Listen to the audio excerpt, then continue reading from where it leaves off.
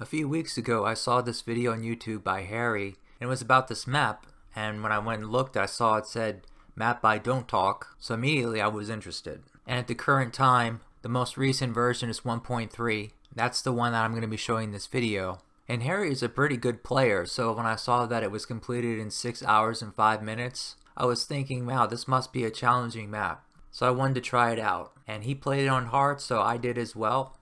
And I just chose red because the default color that was assigned blends so well with the environment that I can't really see my troops and buildings on the map, so I just changed it to red.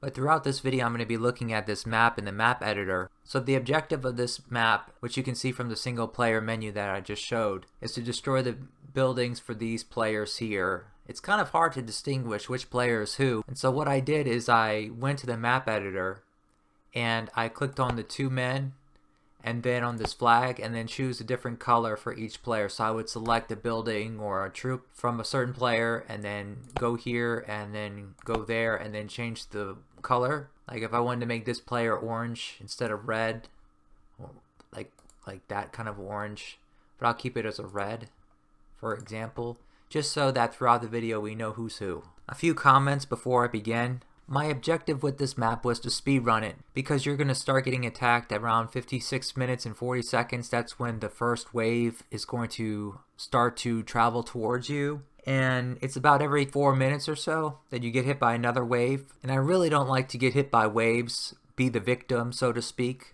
anymore in this game. And whenever I play a game, it's usually to try to win it as fast as possible. This is my first time playing this, but I'll say, wow, it seems it's almost as if Don't Talk designed this map to try to prevent someone like me from winning it fast. I just felt that way. I took it personal. I actually did something I've never done before. I kind of knew of it. I thought to do it in the past, but I never actually needed to use it. So you'll see that later. It has something to do with the barracks. Okay, so now I'm going to get into my build. At the start, I blocked the storehouse, all of the resources in the storehouse. And I blocked the inn from receiving food. And I also put this woodcutter down here to fell only, because I'm going to eventually put a farm here once he's finished chopping all the wood. And I'm going to select the market so that we can pay attention to it.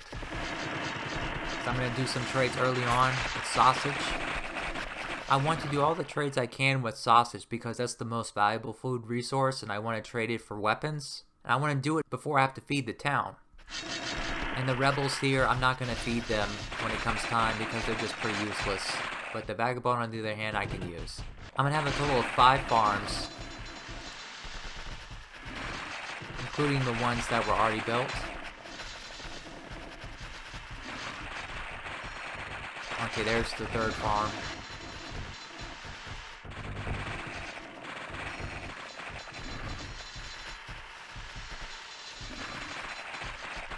I'm not really sure how useful this is to just do one tile at a time, but from my experience with trying to do a master build for another map, I found it to be pretty effective as long as you can keep track of him and don't lose him once he builds that road. Just to have one laborer build a road on his own while the other laborers are building the buildings that are being built and so forth.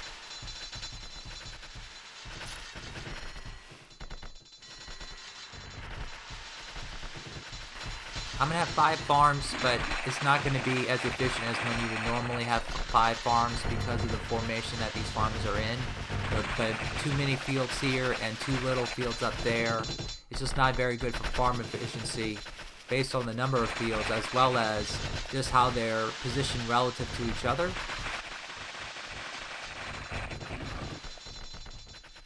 But I'm just building farms for leather armor primarily. I'm going to, as you saw, I have a total of 14, which is actually 15 horses that I need to have a total of 13 scout and 2 knight. But this amount of corn is not sufficient to have that many horses in 50 minutes. Because I'm going to use it to make leather armor too.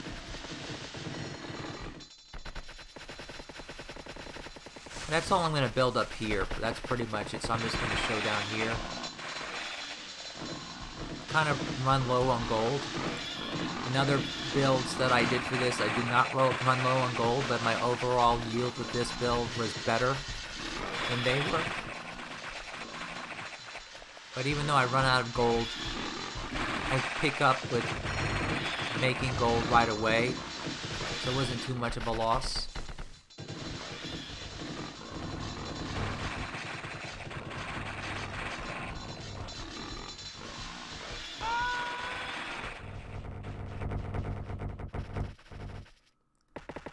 Yeah, I'll probably show my other builds that I had right after I finish showing this before I show the fighting. Just to give you an idea if you wanted to see what would happen if you want to build down here, which I didn't.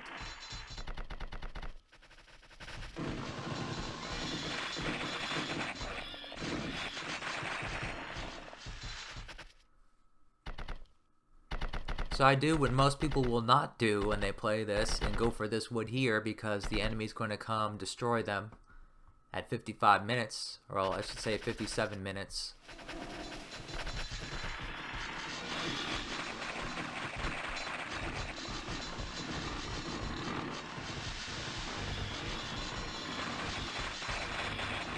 And I traded, as you can see, some fruitful horses.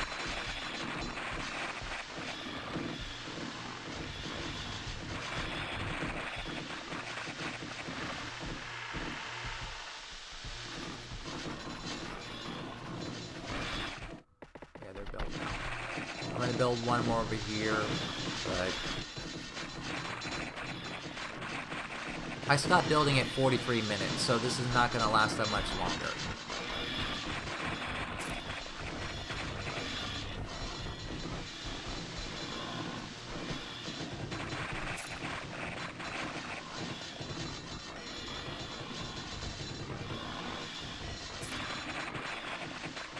I have some axes in the storehouse right now. And I blocked it from here because I'm going to trade some axes for horses. Just so they don't carry it all the way down here and then have to come back up to the market. Okay, that's the end of my build.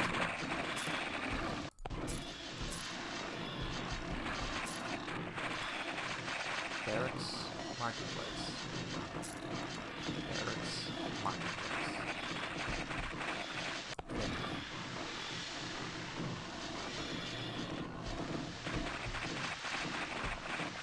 I think I'll just have 16 recruits in here.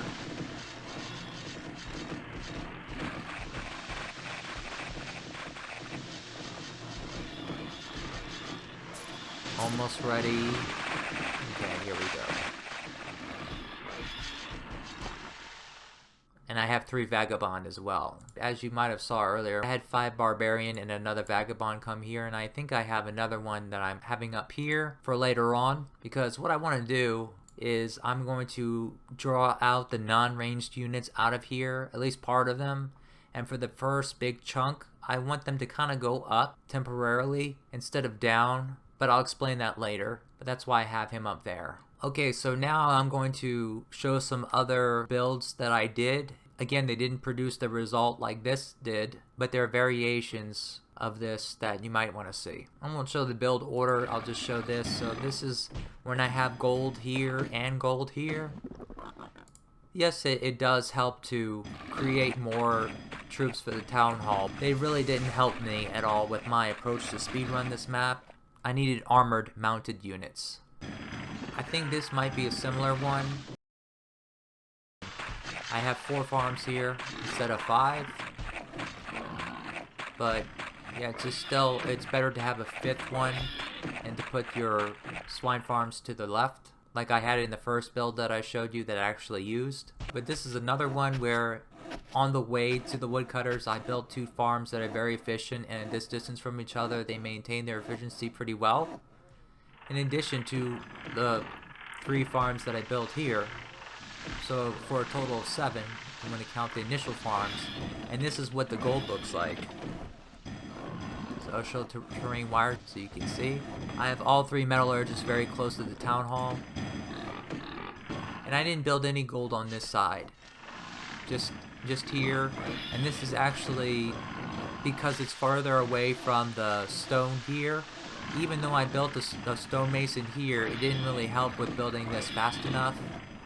So this is just to show you for late game if you wanted to build here and you don't want to defend like I did, where I actually use this area to defend, and you can stick a woodcutter and sawmill up there. Okay, so now I'm back to the build. I'm going to fast forward to 50 minutes. These purple players are not your friends, so be careful not to get in contact with them. But I didn't really see them after this first time. Alright, my plan is to draw out the non-ranged units from here first, at least from the front here, because what I ultimately want to do is kill these crossbowmen and enter through the city head on, which seems to be quite obvious, but the way Don't Talk designed this, just like he did with Border of Life, it's designed very well. Very impressive. Throughout this video, I'm going to be referring to and looking at the defense radius for various groups. In order to access that, you just click on any of the players, I guess, and then you go click the single person and then the shield. And then now you'll see these symbols here, and then just click on whichever one you want to see the defense radius of. So this one would be that much. And this means that if I have a player that's within this shaded area that is offending this player or its allies, then it's going to come and attack. But also, in addition to these symbols that you click on to get defense radius, take a look at the numbers here. The number to the right is the player number. The number to the left is its priority. The smaller the number, the greater the priority. And that means the greater priority for it to get replaced if it gets drawn away or if it gets killed. And so based on that number system that he assigned to this, because you could assign any number system, just done it blindly, and just made the same defense radius, let's say. But the way he numbered them, prioritized them, it doesn't matter if you were to come attack it head on from the south here, or if you wanted to slip in through here, or come to the left here, which seems to be most logical because this town over here does not reach all the way over here. But if you want to come from the south or from the north, they'll be defended by the surrounding green villages. But the way he has the number system, even if you were to attack from this side, the groups around here are going to get replaced in such a way that it's going to slow you down, that it would be pretty much the same time as if you were to come from the south, where it's defended twice as much, visually speaking I should say, and a similar result for up here. Lesser so, this is weaker, but they have them to defend, so that makes it stronger. So overall it wasn't obvious on how to do this. I had to, of course I do plan ahead, and I study these numbering systems to try to figure out what I need to do and their defense radii and things like that to help to plan ahead, but I couldn't really plan ahead too much for this. I had to actually experiment with it some to see what would happen. But while I'm at it, let me just show you how I attempted to penetrate the north and also the west, and why they failed, and why you would have to be persistent at it, and maybe why it would be too much trouble that you might just want to do what I did and come through the south. Okay, this is where I'm coming from the west, where I want to sneak in.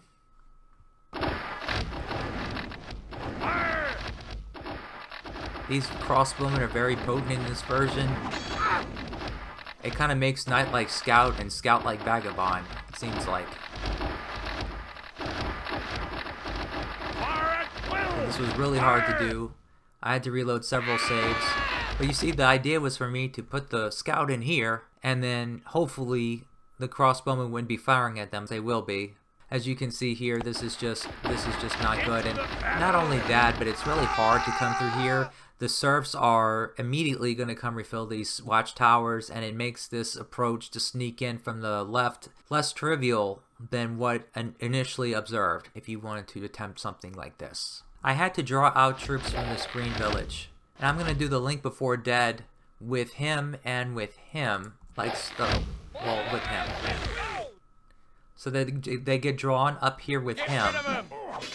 And then I'll link him with him down here. That will get the green players' focus off of me when I go and harass the darker green players from down here and draw out troops. I'm rewinding a little bit to see how I got them to get out of the dark green town. Maybe I send a Vagabond down here. Yeah, I did. So I have one sacrifice, and then I wanted to go in and sneak these knights in here. That was kind of a mistake to have them hit the crossbowmen. What I intended to do was to have the knights come through here and then go and sneak through and go hit one of the buildings in here, or several of them, to draw out the majority of these troops. All the non-ranged units, I mean. And then do the Link Before Dead with him to get them all out. Then come in here with the rest of my army and kill these crossbowmen and start penetrating through. So that approach might work. I didn't really experiment with attacking from the north that much, but I just definitely wouldn't recommend, even though it's tempting to go from the left, unless you have a lot of troops. But if you're speedrunning like me, you didn't have many troops to work with, it's just not a good idea. But this is another one where I said it's better that the green in all of them go up north. That way they're automatically out of my way. So I just have 5 barbarians up there. I'm going to come here and I'll show you how I did this. And Before Dead with him, and immediately start attacking the crossbowmen. And no one's going to be defending them.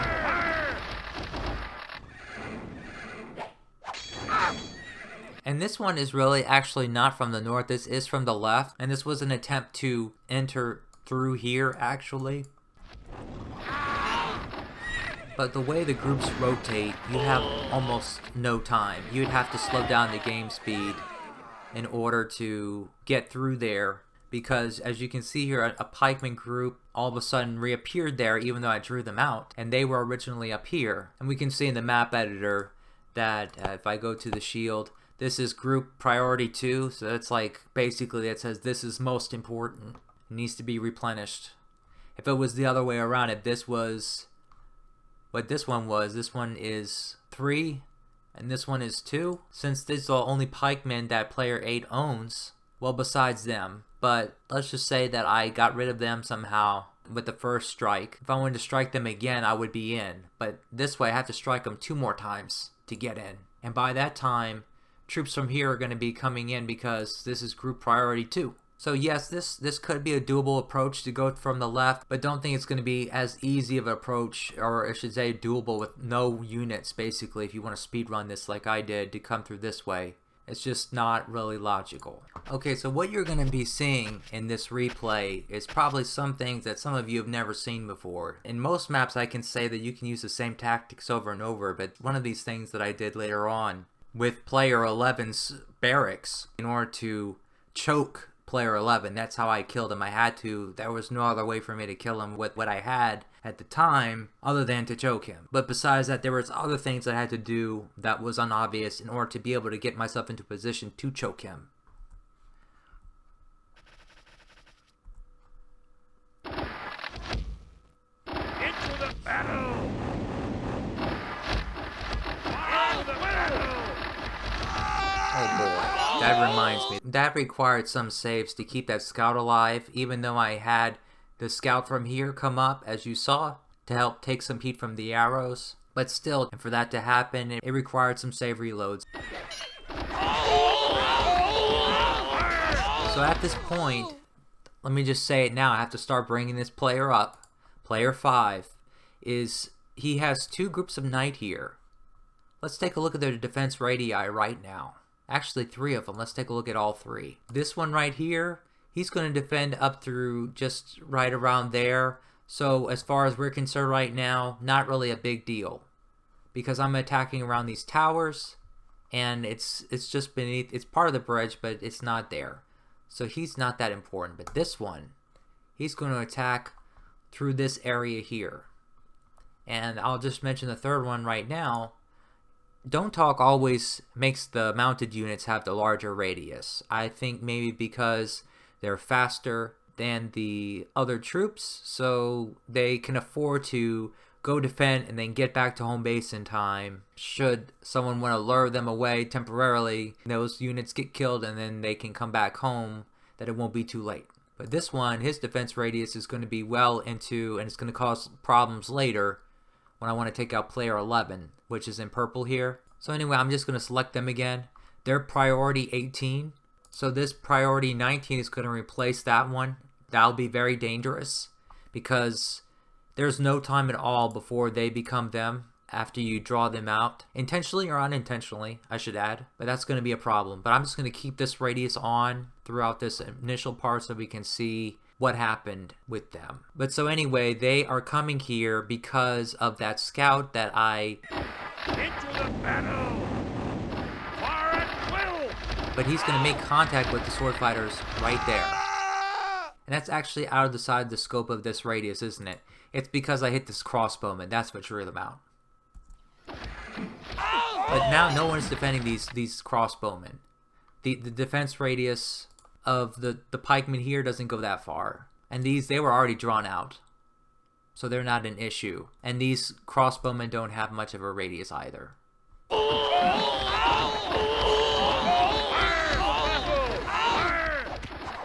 But my objective is to kill all these crossbowmen because they ended up being in the way. Not just in the literal sense, but even if I drew them out or they rotated and I could theoretically come up here and come through these two walls, they were still a problem that ultimately you have to kill them all. And the only feasible way to do it, with them being backed up by crossbowmen and towers, was to draw them away down here.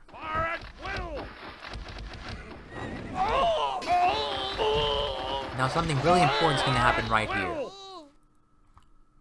Player 10, which is this other player, which is now in red, just play a little bit.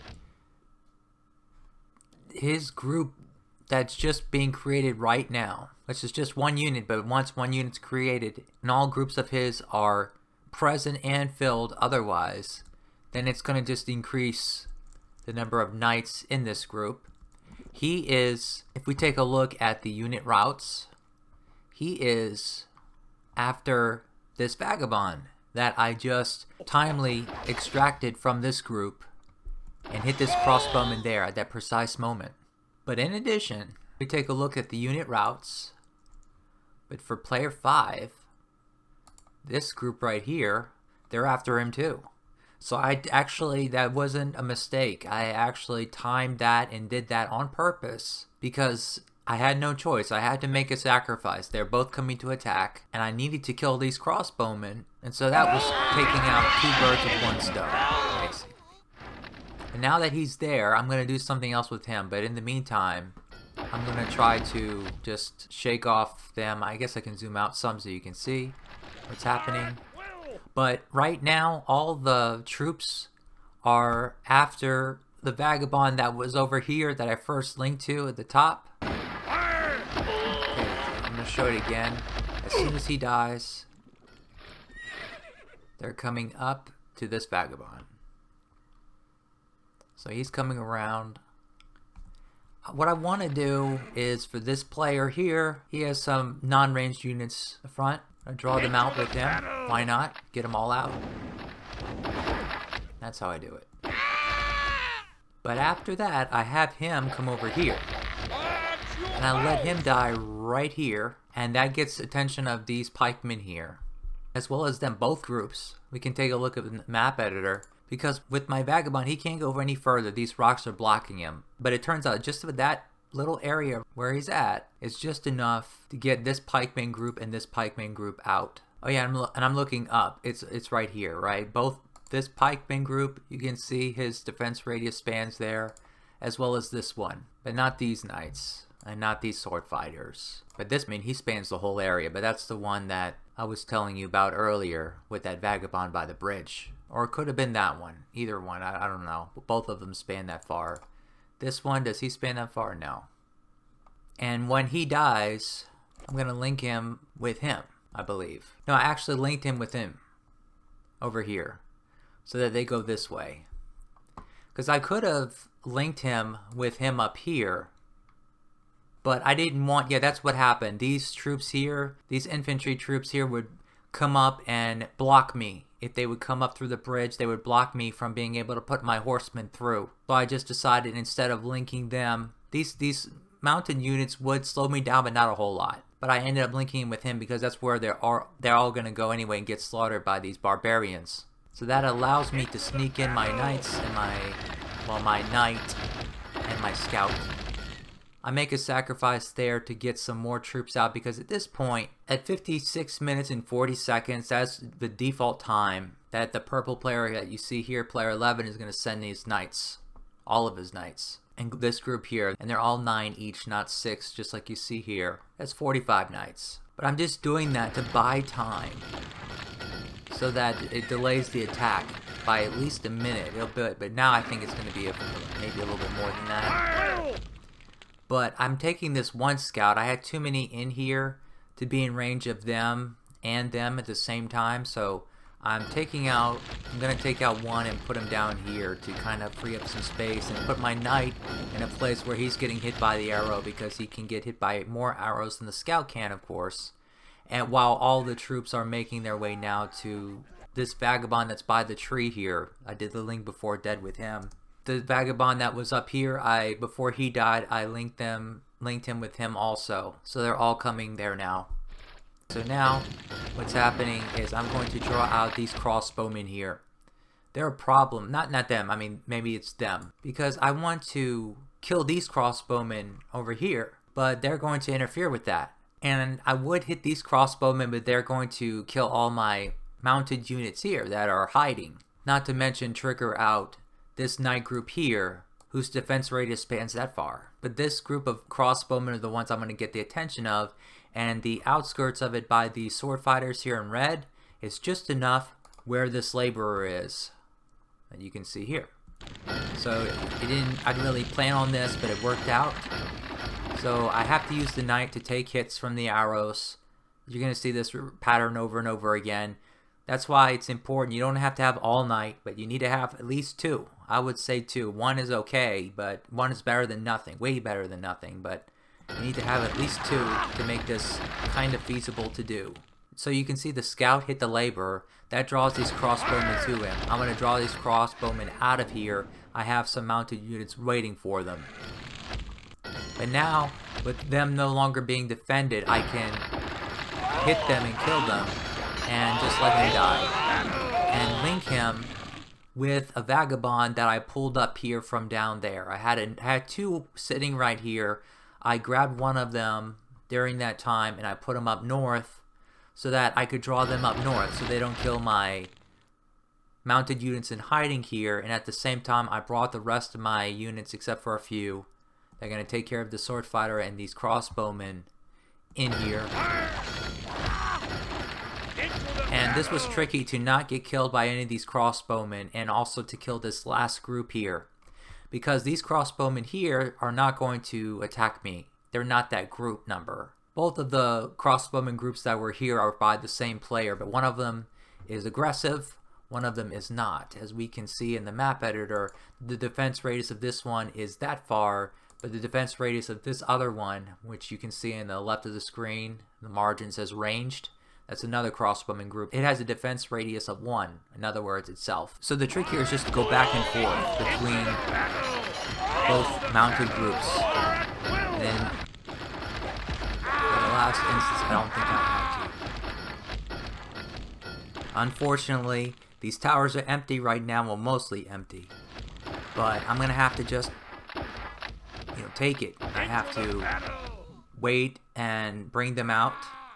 Kill them down there, and then come back. And empty those towers again. That group is getting bigger, I know that. But I can take care of them over here. And I can just temporarily block this tower here to not get refilled. Ideally, it would be good to destroy both towers, but the difference between the left tower and the right tower is what? You guessed it. This player here spans through the right tower. He's going to cover that right tower, so I kind of want to stay away from it. I can take out those guys. And so now I'm finally in a position to take them out, these crossbowmen here.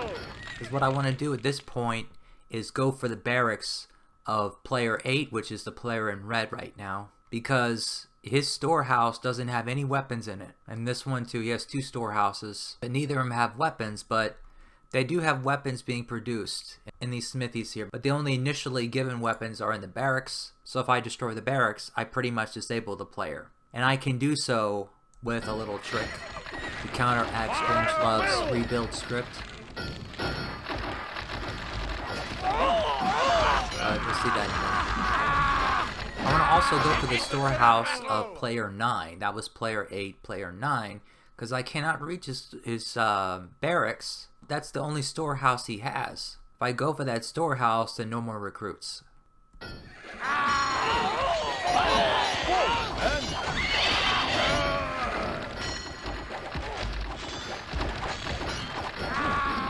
See here, I have a decoy. So I'm gonna have the decoy come in here. Into the battle. Just sit right there, get all their attention. Why not? Get every non-range unit around here to get them out. And have them go to the left. That way I can make my way with my troops up north. I don't know exactly at this point how I got them to go to the left, this player 5's group that defends, but if you watch the replay you can figure that out. It's the same type of process.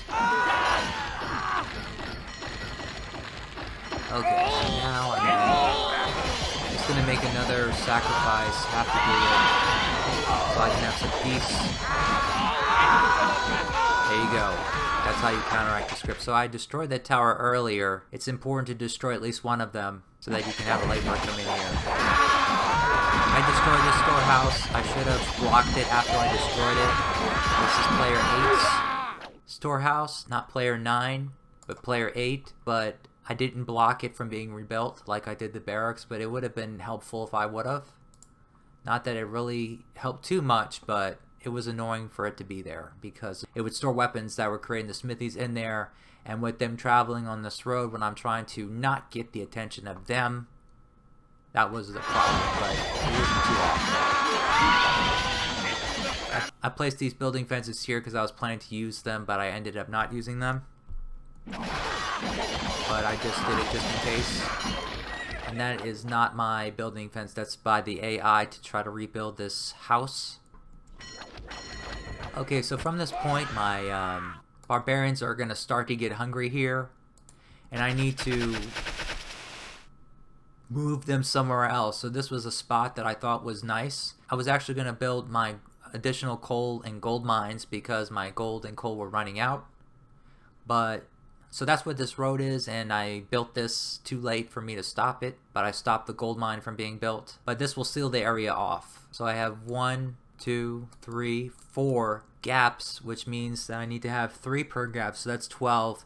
If I want to have barbarians here, that's 12 times 8 gold is 96 gold to fill them in with no backups. I didn't have that much gold. At this time I had 63, but I had some axes and wooden shields and leather armor, so I built a few axe fighters to supplement it in.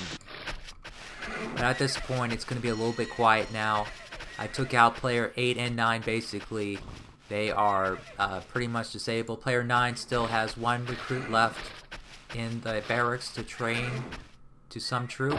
But player 11 is getting full. So this is going to be a repetitive thing for the next 15 minutes or so. I'm just going to be drawing out troops from him to prevent him from attacking my buildings. I drew out the remaining non-ranged units from player 9. To get rid of them, why not, right? My troop was already going to die. Why not get them out too? Doesn't matter that I'm taking them all here. But as you can see, some of them came because I intentionally kill him, bring him into the front line, let him die. But before he dies, I'm going to link him with this vagabond here, which he's already linked. So when he dies, I can bring the vagabond there.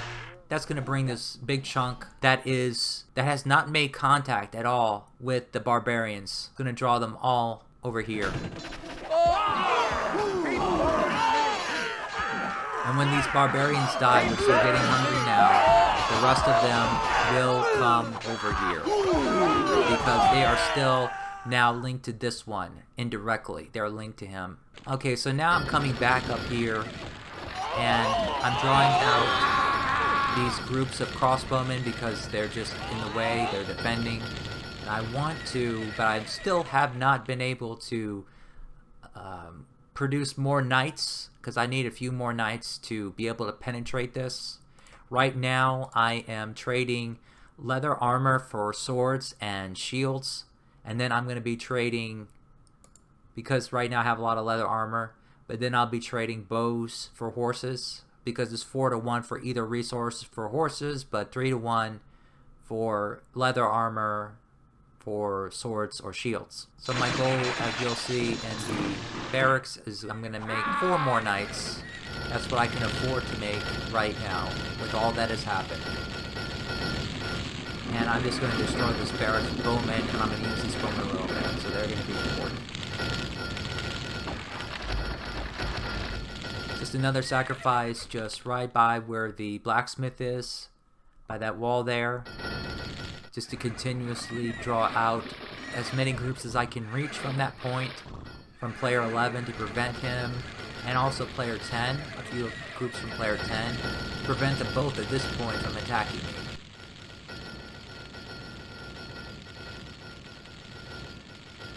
So my knights are still not up, but I still keep making sacrifices and continuously killing these groups of crossbowmen.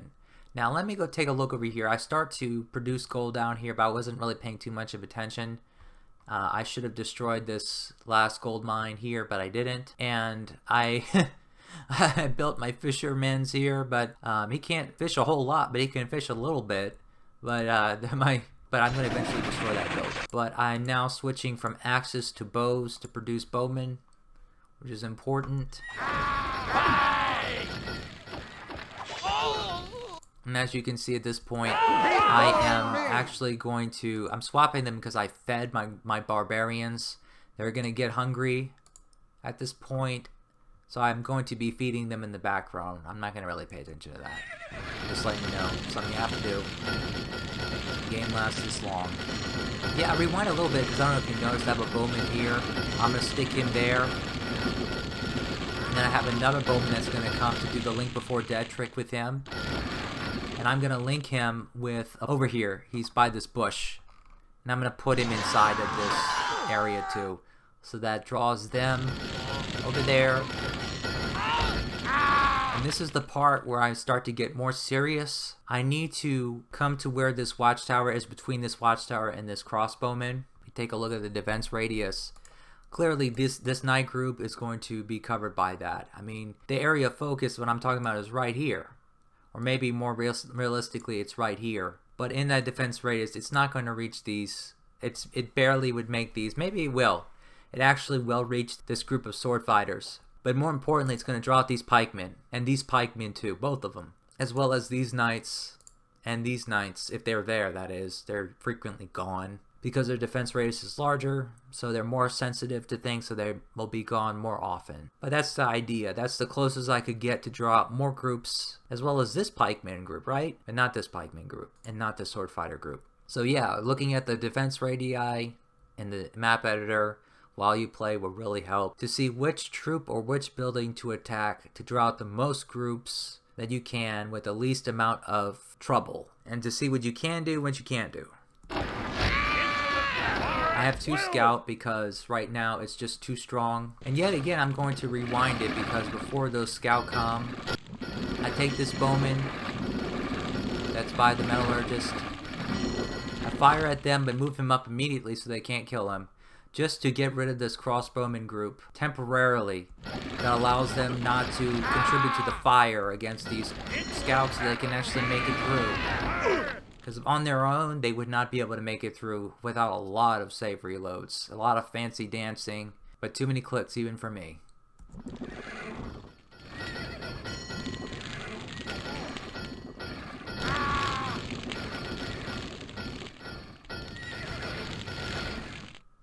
And so every one of these sacrifices, they're going to come here. That doesn't change.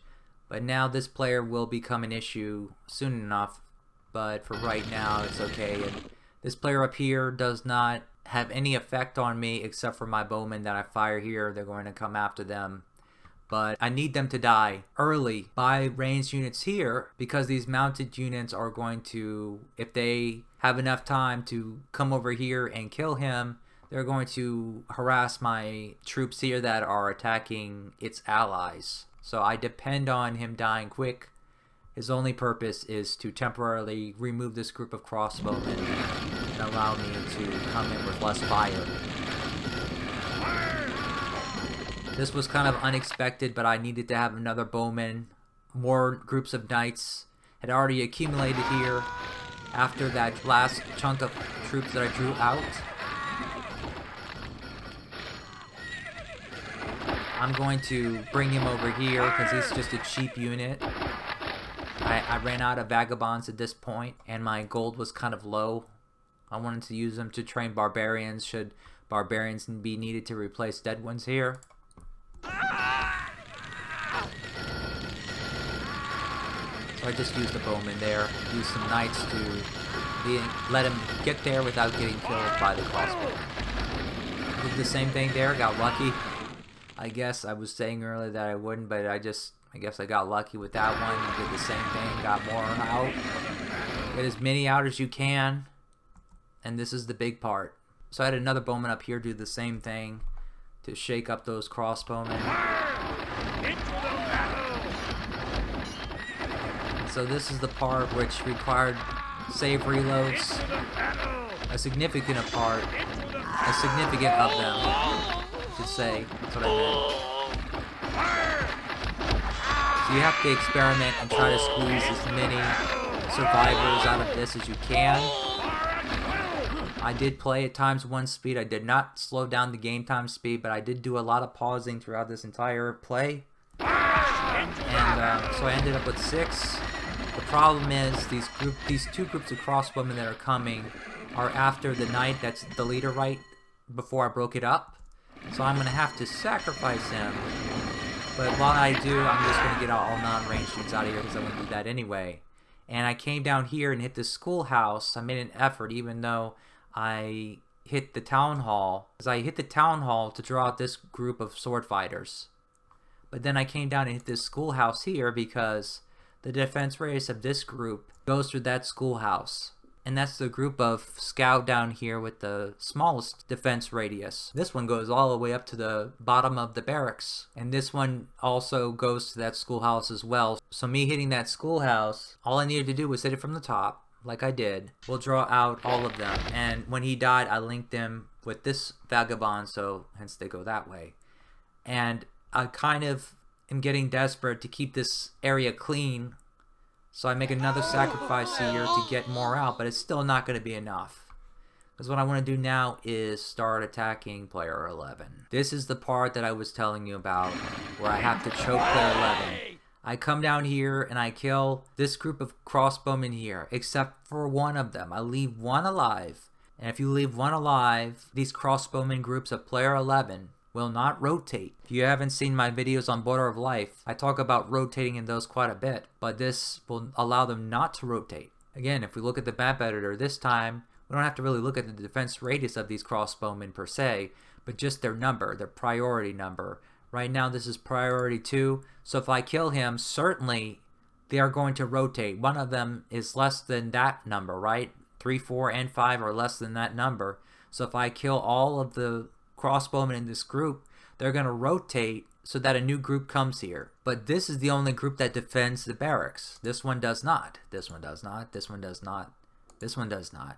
So in that way, I guess we should look at the defense radii. But that's important. But that's an advantage. See, at this point, I only have 5 mounted units. 3 of them are weak. I have 2 barracks here full of recruits that every 5 seconds, I don't know, maybe 10 seconds, to not exaggerate, a new troop is created from both. But another thing is I can't go block player 10's barracks because these are the troublemakers. These crossbowmen will defend it.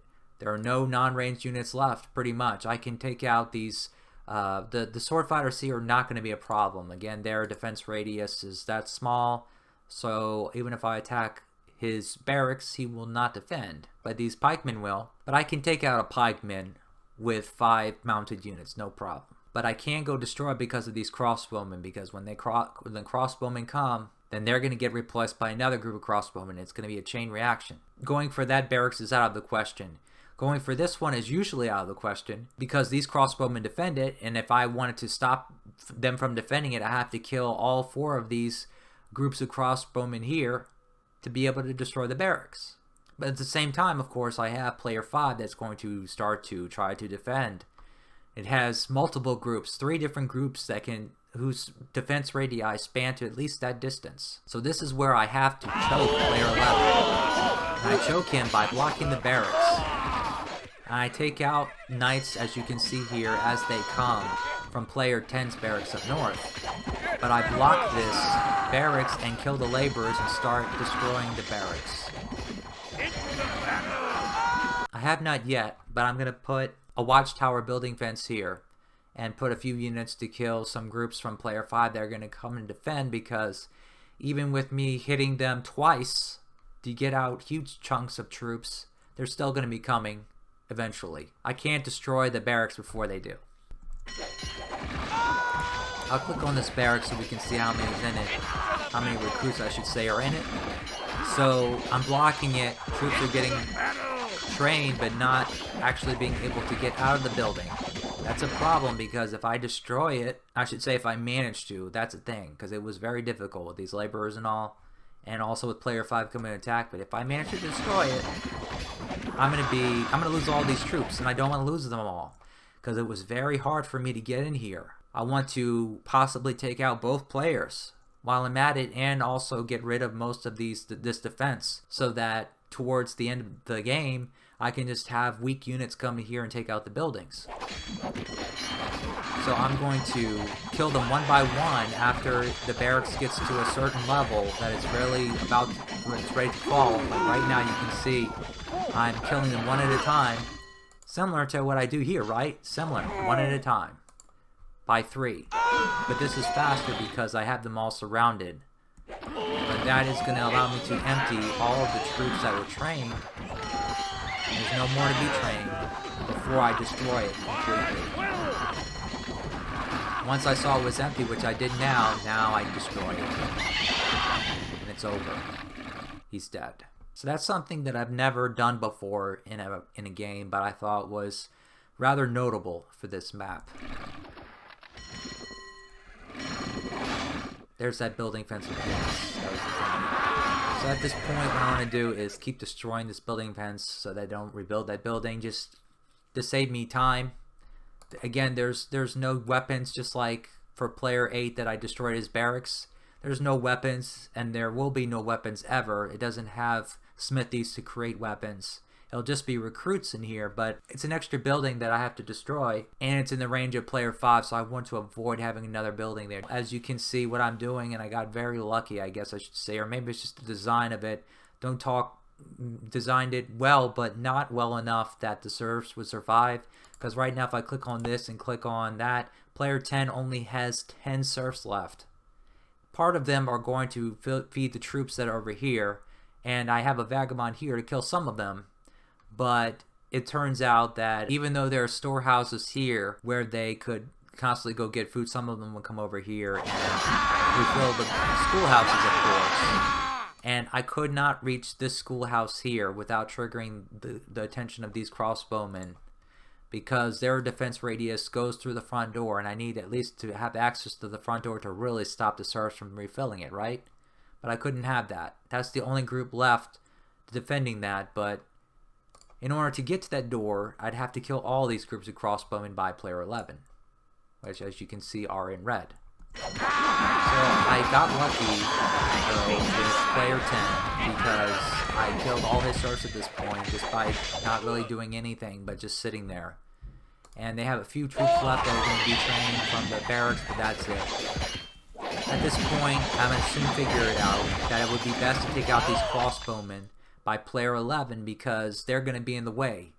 They all have a defense radius that spans enough to these schoolhouses in the south, and I wanted to take them out. And so I needed to take them out in order to destroy the buildings, because these are the last units I have. I mean, at this point, I don't really have that much resources to train more troops to come in here that can take them out without being slaughtered. So I just hit them from over there and draw one group at a time, basically over here, kill them, and do it again.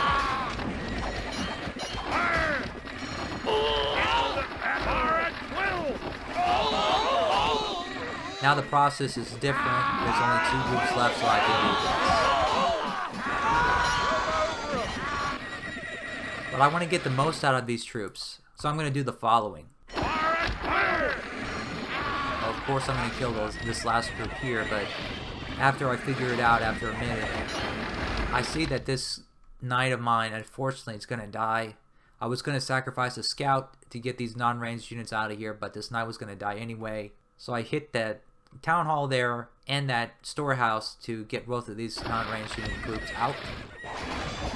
but I'm going to go for these crossbowmen here. The tower's empty now.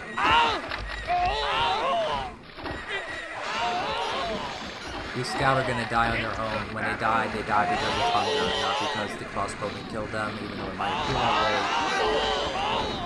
way. But most of these crossbowmen are going to starve to death very soon. But I'm going to take my last starving knight. And boy, did I reuse them, right? Power of save reloads. Remorse of perseverance. Man, this map was something else. Yeah, I'm going to manage to kill some more crossbowmen with him before he dies of hunger. But at this point, I'm going to be training bowmen and maybe some vagabonds later. I think a block bowl, yeah I did, a block bowl from going to town hall. But just go ahead and finish it off. I'm going to put some building fences here. So there's one. But I'm going to put building fences there because when I go to destroy these buildings, player 5 is going to come interfere. But I have bowmen here that they were killing the serfs from player 8 to get rid of player 8 completely now. And they started reaching these buildings that player 7's defense radius will not reach. If the bowmen are here, none of the defense radii of the groups of player 7 span that far. So, and I can manage to destroy the storehouse there just the same. That's pretty much the end of it.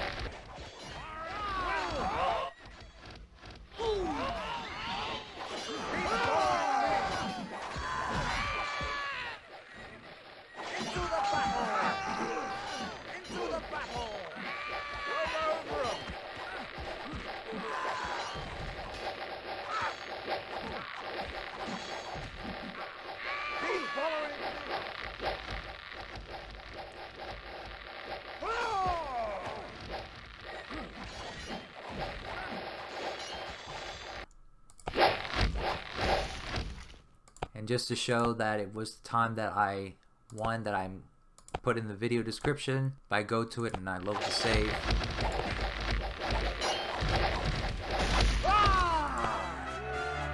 (2h10m39s). And I didn't show it, but I took a few vagabonds here and I fired at them to draw some extra troops out from player 5 during this time, because they just kept on coming, and that was a feasible way to stop them from coming here because I didn't have much to defend at that time.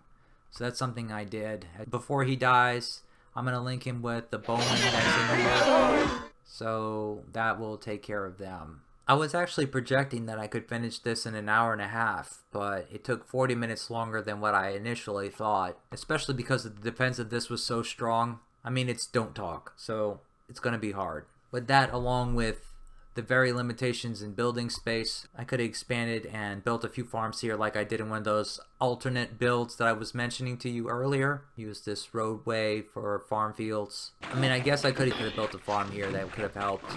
But anyway, so can it be one faster? Yes. Try this map out for yourself, see if you can come up with a way to speedrun it if you want, or try to play casually. And if so, good luck with that.